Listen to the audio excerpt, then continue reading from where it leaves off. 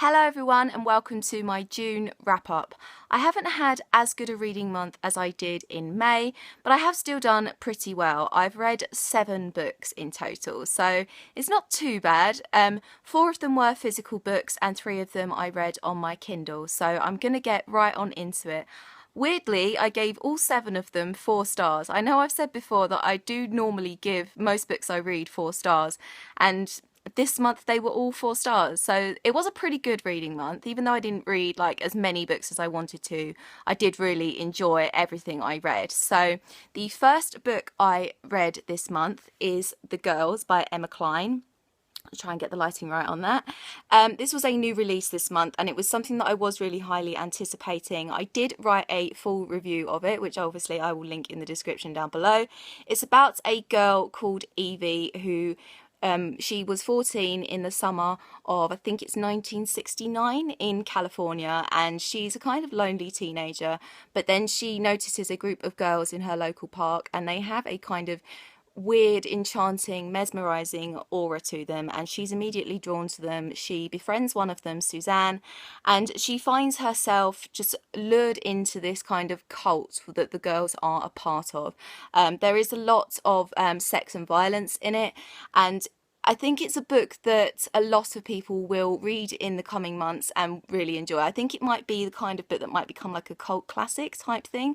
It's based on the Manson family and the Manson murders, so if you know anything about that, this might be of interest to you. As I said, I did do a full review of it, so I will link that down below. I think I'd recommend it for people that enjoyed the Virgin Suicides by Jeffrey Eugenides. It's that kind of similar style, so yeah, that is that. The next book I read this month was The Woman in Cabin 10 by Ruth Ware. This was another new release this month. I read Ruth Ware's first book, In the Dark Dark Wood, last year and really enjoyed it.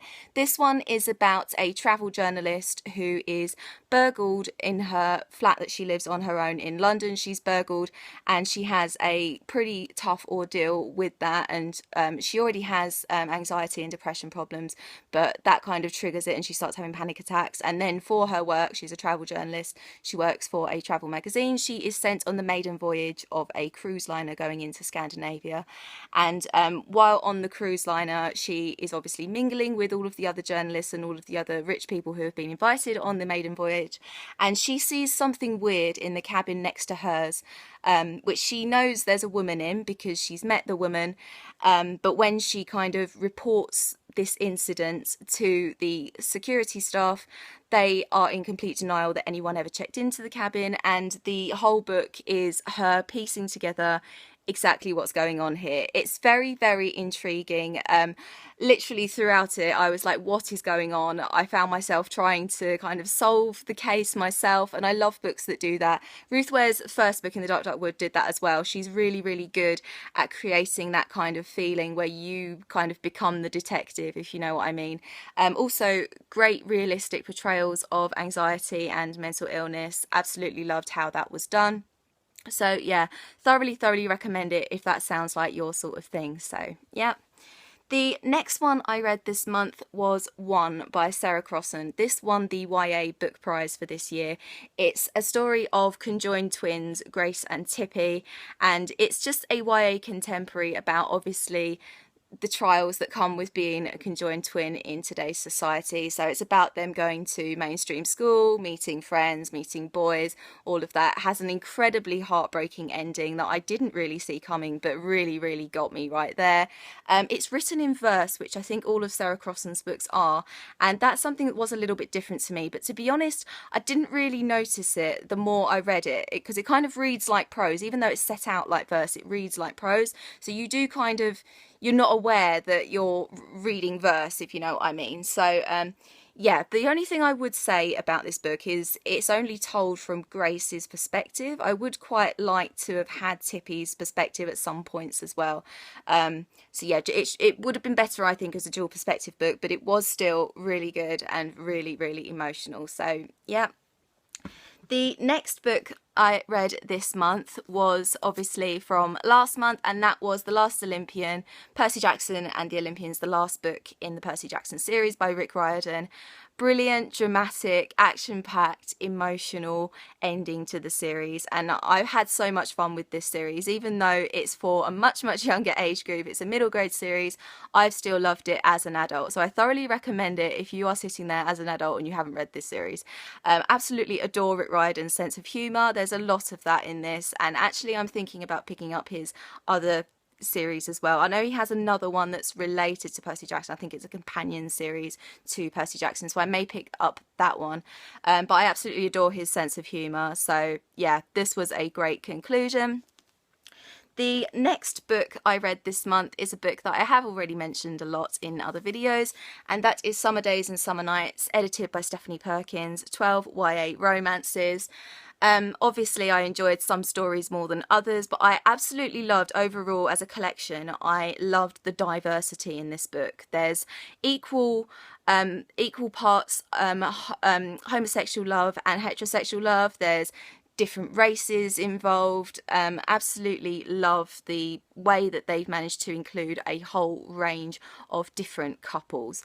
Also, there are a lot of authors I'd never heard of in this one before, whereas the Christmas one, they were kind of more well-known authors. There were a lot of authors I'd never heard of. For example, John Scovron, Francesca Leah Block, Brandy Colbert, Tim Fedele, I'd never heard of, but actually some of those did turn out to be some of my favourites in this collection, which was quite interesting. So, and obviously it's a beautiful looking book. You know, this lighting doesn't really do it justice. On the back it says lazy hazy days are for falling in love, which you again can't really see. But yeah, I did really enjoy it, and I thoroughly recommend if you are looking for the sort of book that you can just kind of, you know, pick up and put down as you wish. It's a collection of short stories, which is pretty good really for when you're kind of going away for the summer. So yeah. The next book I read this month was my first Sarah Dessen book, and that is The Truth About Forever.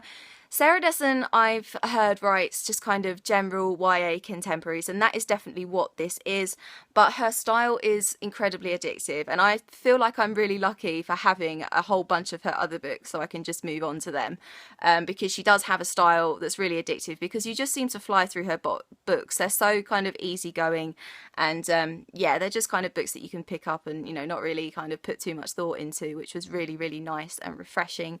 Again, lovable characters, really lovable characters. I really wanted the main couple to get together in the end. So yeah, so that's pretty much all I can say about that. And the last book I read this month was Bone Key, a supernatural fan fiction book by Keith R.A. DiCandido. I've said before that supernatural fan fiction, they're not kind of the best, most original plot lines, but they are just a way of getting more Winchester in your life, and obviously Sam and Dean were, again, really awesome and kick-ass in this story.